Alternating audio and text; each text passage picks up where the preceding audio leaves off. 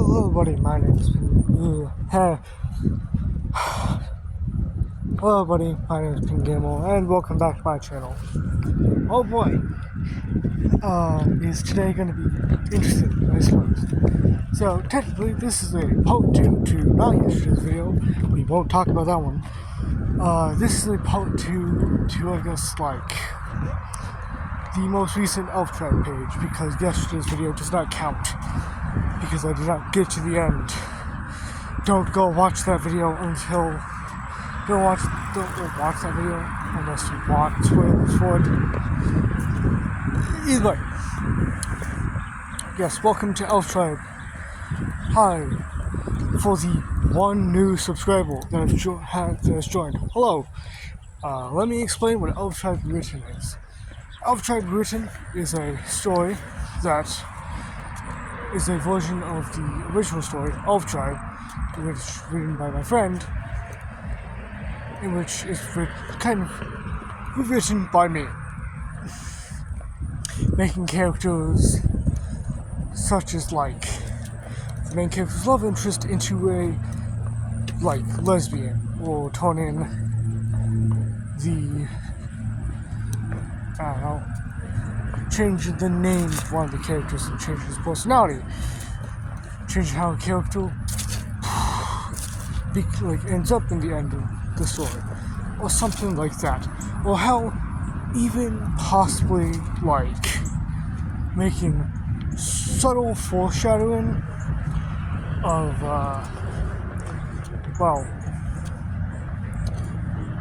to my own personal stuff. Either way, the story behind the story of Elf Tribe is just a young elven boy seeks out on an adventure because of his fear of his abusive father, and eventually meets a couple of people, and then also meets the girls of the arts. That in the most recent page, which I'm talking now, he actually asks out. Because yes, Lydia has actually come with support this time. So let me explain. When the party enters the kingdom, they're going to go get clothes made by the seamstress. The party stops in front of a shop owner, referred to as Lydia. Lydia is a elf with, if you've ever done math before, a bright triangle eel, or bright triangle eels, and long black hair. On with a little hair tip, which I am slowly fusing her more and more into the character of Pin. But we aren't going to do that. Today, anyway, the party meets Lydia. And eventually, at some point, Frog decides to try to ask Lydia out. Or I guess, ask Lydia to the Elven Ball. But she's like, well, I'd love to, but I don't exactly trust you. Actually, take me. Rightful suspicion. If you don't know if someone's an actual royal or not, then you can't exactly verify it. But, basically, after Toki has a bit of a sort of mental breakdown, he has memories of the past, and Scar comforts him. The two get up and basically inform Lydia, hey, wait, Frog actually is going. We invited Frog, and we're deciding to, if he's deciding to invite you, then that's fine. The letter is quite large. The letter allows Frog to go however many people he wants. And so he does.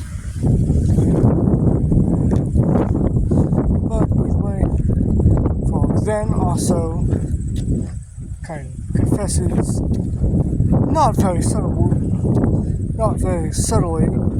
to Lydia that he just really, really likes her.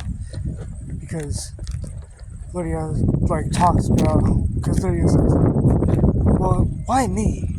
Like, I'm not exactly a special girl. Which Frolic doesn't really care. Frolic makes it pretty clear that she is a special girl to him, and he will take advantage of that, and that he's in love with her and wants to spend the rest of his life with her, which, yes, gets corny, but if you don't like corny love stuff, then screw off, because this just started. Because once I start on my own series, you'll be hearing a lot of fucking corny love. Because me, I love making corny love scenes. I love making little loving compliments for two lovers. I'd also like to bring up that as I've thought through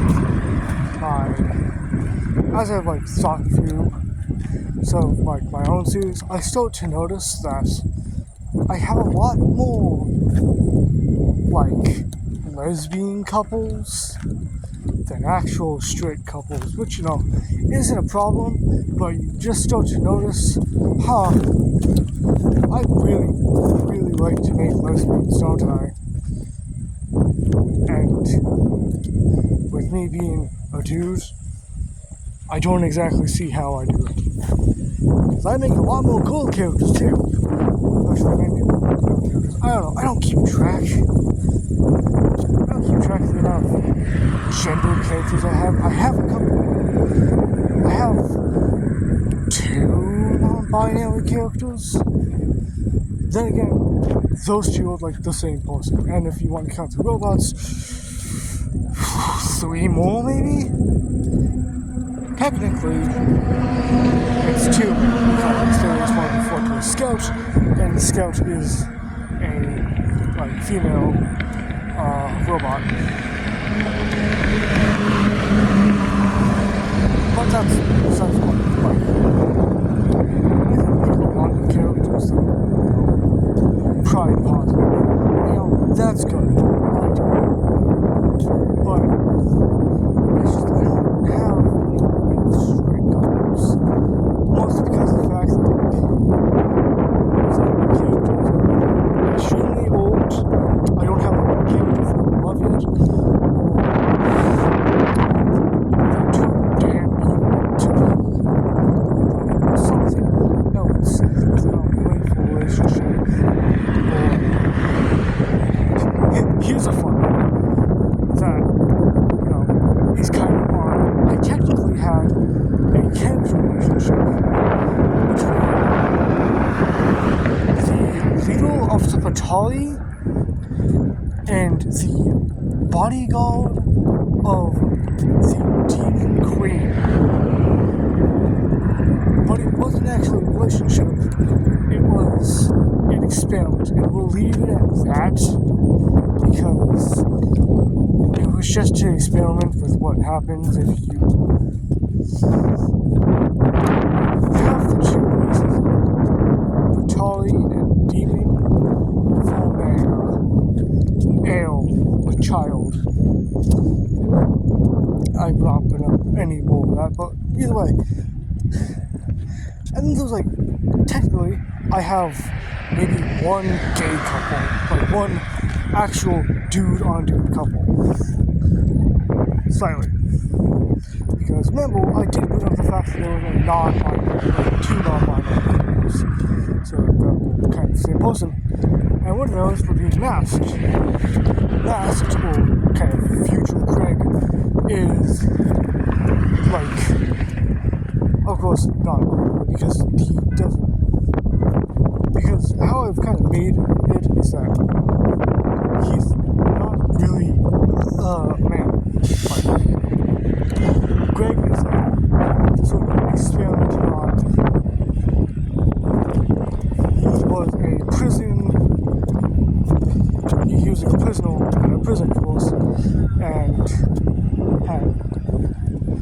shit talked one of the scientists at that facility, and they knocked him out, stripped him to a table, and forced him to not be able to have a mouth.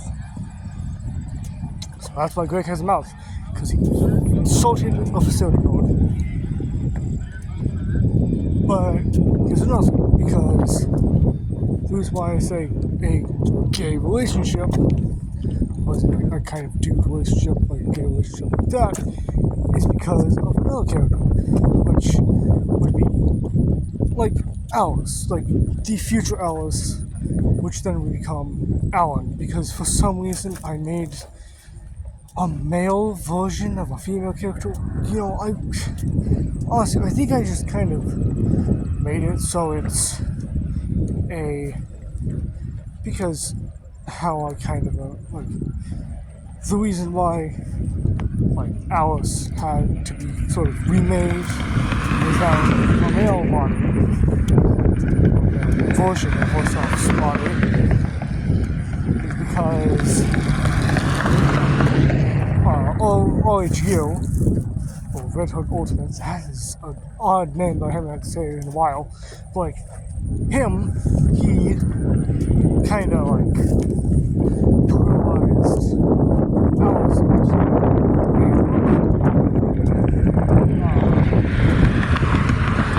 so much the fact that he decided to remake her and kind of erase her memories. Sort of, kind of box them away.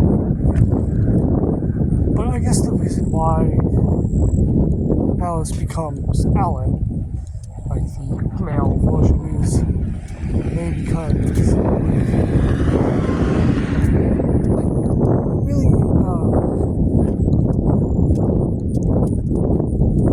like Alice becomes Echo, which I should have made Echo a woman.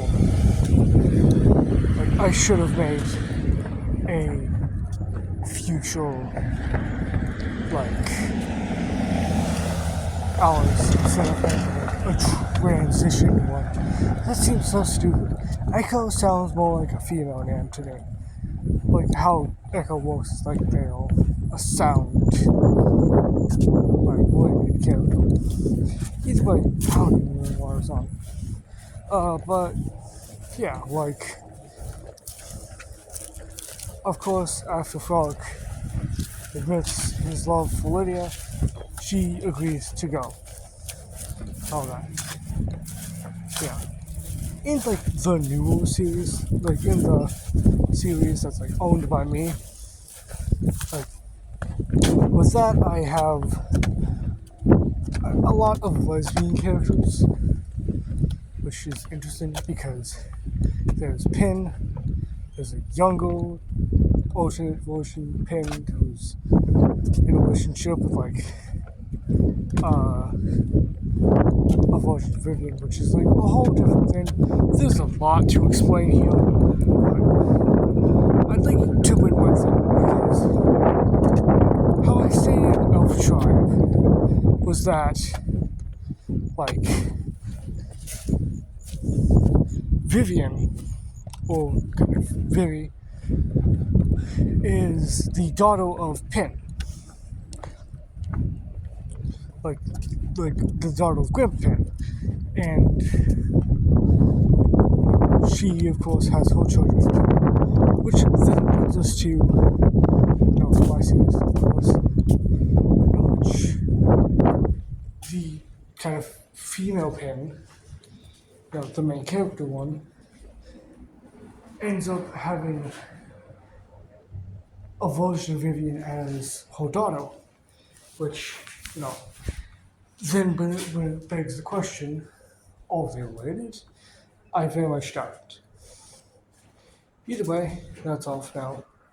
Remember to like and subscribe, and I hope you enjoyed. Goodbye.